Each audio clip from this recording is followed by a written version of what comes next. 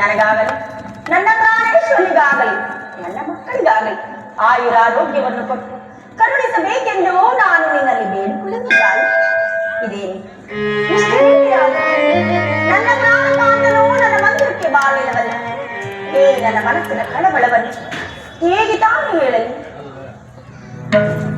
ಇದೇ ನನ್ನ ಅಪ್ಪಸಖಿಯಾದ ಮಂತ್ರಿಯೂ ಸಹ ಬಾಳಿಲ್ಲವಲ್ಲ. ಏನು ಕಾರಣವೋ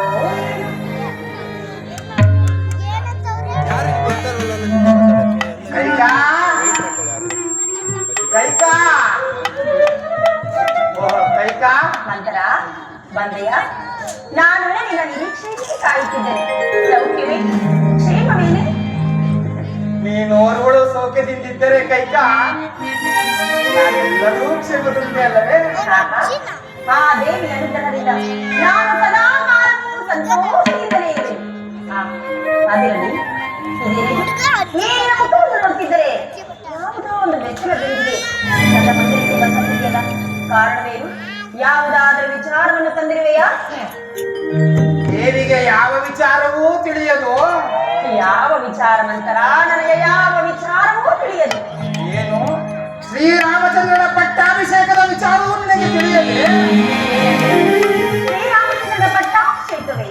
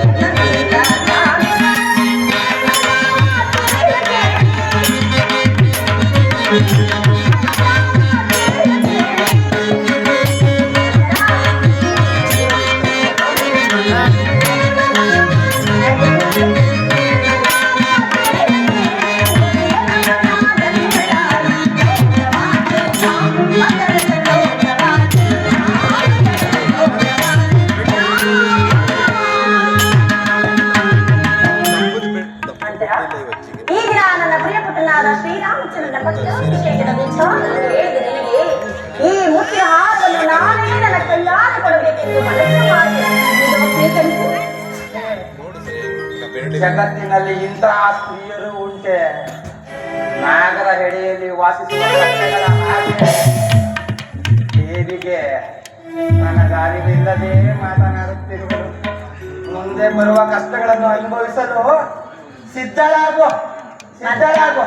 ದಶರಥ ಚಕ್ರವರ್ತಿಯ ಮುದ್ದಿನ ಮನದಿಯಾದ ನನಗೆ ಮುಂದಲುವ ಹಾನಿಯೇ ಏನೇ ಈ ನಿನ್ನ ಮಾತುಗಳೇ ದಿನ ವಿಚಿತ್ರವಾಗಿದೆಯಲ್ಲ. ಮತ್ತಿನ್ನೇನಮ್ಮ, ಶ್ರೀರಾಮಚಂದ್ರನಿಗೆ ಪಟ್ಟಾಭಿಷೇಕವಾದರೆ ನಿನಗೆ ಬಂದ ಭಾಗ್ಯವೇನು, ನನಗೆ ಬಂದ ಭಾಗ್ಯವೇನು?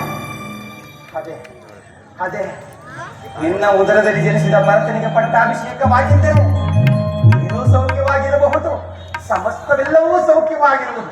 ನಿನ್ನನ್ನು ಬಹಳ ವಿವೇಕಿಸುವುದು ತಿಳಿದಿದ್ದೆ. ಈಗ ಅರ್ಥವಾಯಿತು.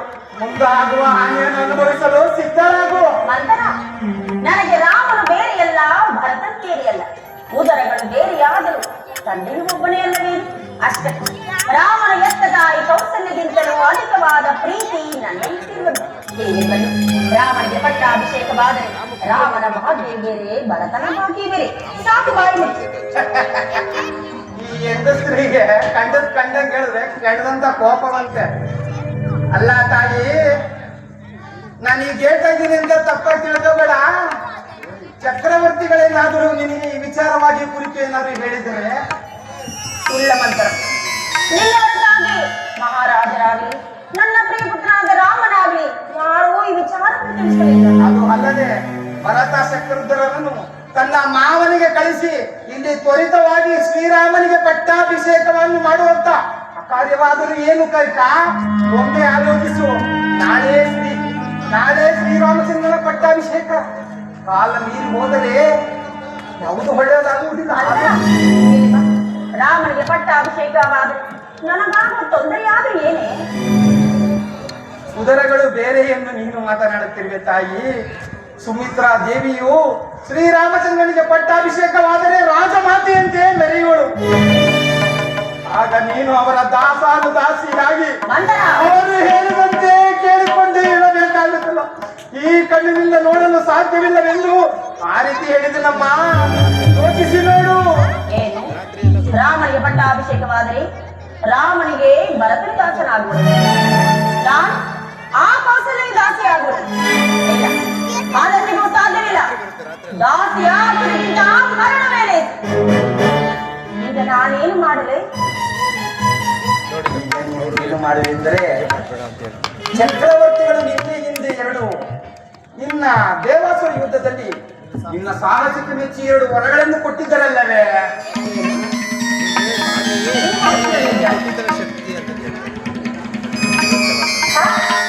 ಕೊಟ್ಟಿದ್ದರು ಮಂತ್ರ. ಸಮಯ ಬಂದಾಗ ಕೇಳು ಎಂದು ಅವರೇ ಹೇಳಿದ್ದರು. ಬಂದಾಯಿತಲ್ಲ ಕೈಕ, ಈಗ ಕೇಳಿಕೋ. ಈಗ ಕೇಳಿಕೊಳ್ಳಲೆ ಏನೆಂಬುದಾಗಿ ಕೇಳಿಕೊಳ್ಳಲಿ. ಮೊದಲನೇ ವರಕ್ಕೆ ಶ್ರೀರಾಮಚಂದ್ರನಿಗೆ ನಿಶ್ಚಯವಾದ ಪಟ್ಟಾಭಿಷೇಕವನ್ನು ತಪ್ಪು ನಿನ್ನ ಉದರದಲ್ಲಿ ಜನಿಸಿದ ಭರತನಿಗೆ ಪಟ್ಟಾಭಿಷೇಕವಾಗಬೇಕೆಂದು ಕೇಳಿಕೋ.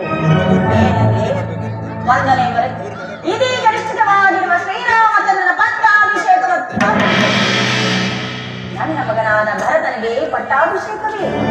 ಆಹಾ, ಎಂತಹ ಚತುರಳೆ ನೀನು! ಅಪಾಯಕ್ಕೆ ತಕ್ಕ ಉಪಾಯವನ್ನೇ ಹೂಡಿದೆ. ಇನ್ನು ಎರಡನೇ ವರಕ್ಕೆ ಶ್ರೀರಾಮಚಂದ್ರನು ಜಟಾಭಕ್ತಧಾರಿಯಾಗಿ ಪುನಃ ಪ್ರವೇಶವಿಲ್ಲದೆ 4 ಮೃಗಗಳುಂಟು 14 ಲಕ್ಷ ವನವಾಸಕ್ಕೆ ಹೋಗಬೇಕು.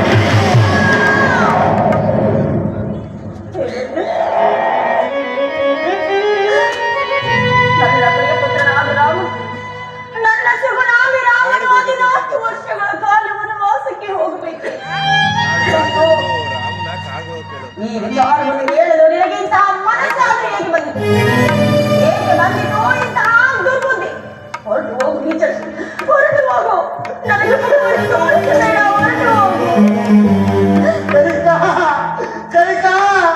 ಈಗ ನಾನು ಏನೇ ಇರು ಎಲ್ಲವೂ ನಿನಗೆ ವಿಷವಾಗಿ ಕಾಡುವುದು ಕೈಕ. ಆದ್ದರಿಂದ ನಾನು ಹೇಳುವ ಮಾತುಗಳನ್ನು ಕೇಳು ಕೈಕ, ಕೇಳು. ಶ್ರೀರಾಮಚಂದ್ರನು ಇಲ್ಲೇ ಇದ್ದರೆ ಭರತನಿಗೆ ಈ ಪ್ರಜೆಗಳೆಲ್ಲವೂ ಅಧೀನಾಗುವುದು ಕಷ್ಟ ಸಾಧ್ಯ. ಆದ್ದರಿಂದ ರಾಮನನ್ನು ತ್ವರಿಸಬೇಕು, ಭರತನನ್ನು ಕರೆಸಬೇಕು, ಕರೆಸಬೇಕು.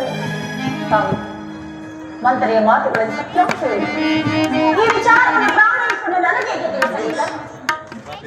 ರಾಮನಾದರೂ ತಿಳಿಸಬಹುದಿತ್ತಲ್ಲ. ಇದರಲ್ಲಿ ಕುತೂಹಲವಿದೆ. ಮಂತ್ರಿಯ ಮಾತನ್ನು ನಾನು ಕೇಳಲೇಬೇಕು. ಮಂತ್ರ, ನಾನೇನು ಆ ರೀತಿ ಮಾಡಿದೆನು, ಆದರೆ ಇದಕ್ಕೆ ನನ್ನ ಪ್ರಾಣೇಶ್ವರ ಒಪ್ಪುವನೇನೆ. ಒಪ್ಪುವಂತೆ ಮಾಡುವುದಲ್ಲವೇ ನಿನ್ನ ಚಕಚಕ್ಯತೆ ಕೈತಾ? ಹೇಗೆ ಮಾಡಲಿ ಮಂತ್ರ? ಅದು ಹೇಗೆಂದರೆ ಚಕ್ರವರ್ತಿಗಳು ಈ ಪುರವನ್ನು ಪ್ರವೇಶಿಸುವ ಮುನ್ನ ನೀನು ಮೊದಲಿನಂತಿಲ್ಲದೆ ಮನ್ಯಾಂಬರ ಧಾರಣಿಯಾಗಿ ಆಭರಣಗಳೆಲ್ಲವನ್ನು ಚೆಲ್ಲಾಡಿ ರೋಧಿಸುತ್ತಾ ನೀಡದಲ್ಲಿ ಕುಳಿತು ಚಕ್ರವರ್ತಿಗಳು ಯಜ್ಞಚಿತ್ತರಾಗಿ ಇಂದು ಮುಂದೆ ಆಲೋಚಿಸದೆ ಅಭಿಷ್ಟವನ್ನು ಈಡೇರಿಸಲು ಇಲ್ಲಾಗಿದೆ.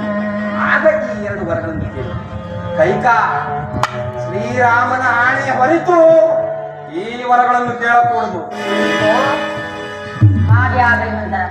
ಹೀಗೇನು, ರಾಮನನ್ನು ಕಳಿಸಬೇಕು, ಭರತನನ್ನು ಕರೆಸಬೇಕು, ಅಷ್ಟೇ ತಾನೇ? ಇದೆಷ್ಟ ವಿಚಾರ.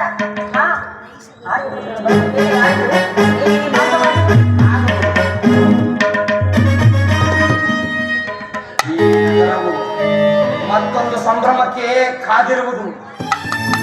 ಭರತನಿಗೆ ಪಟ್ಟಾಭಿಷೇಕವಾಗುವುದು ಎಲ್ಲವೋ ಶ್ರೀರಾಮಚಂದ್ರನ ಪಟ್ಟಾಭಿಷೇಕವನ್ನು